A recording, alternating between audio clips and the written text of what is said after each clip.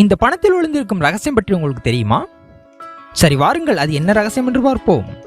முதலில் 500 ரூபாய் தாளில் பார்ப்போம். அடுத்து 200 ரூபாய் தாளில் பார்ப்போம். அடுத்து 100 ரூபாய் தாளில் பார்ப்போம். அடுத்து 50 ரூபாய் தாளில் பார்ப்போம்.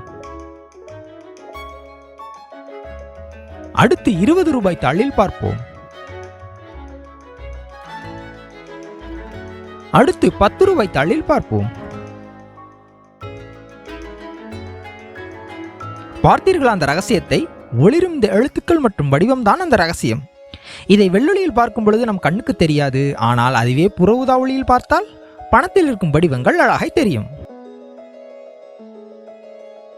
சரி, இதை எப்படி வீட்டிலேயே செய்து பார்ப்பது என்று பார்ப்போமா? அதற்கு ஒரு புற ஊதா ஒளி விளக்கு மட்டும் போதுமானது.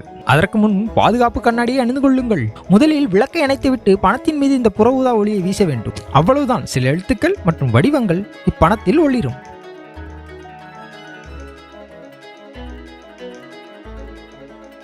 சரி, இது எப்படி ஒளிர்கிறது? அதற்கு காரணம், பணத்தில் குறிப்பிட்ட இடத்தில் மட்டும் உடனொளிரும் சாயத்தை பயன்படுத்தியிருப்பார்கள்.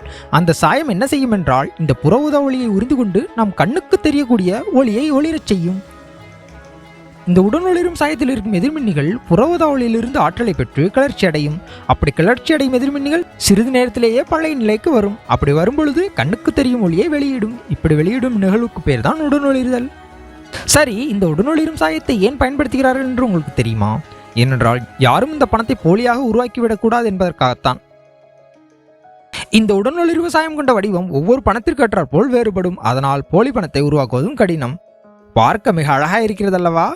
அறிவியலும் இதுபோல்தான், அழகானதும் ஆச்சரியமானதும் கூட.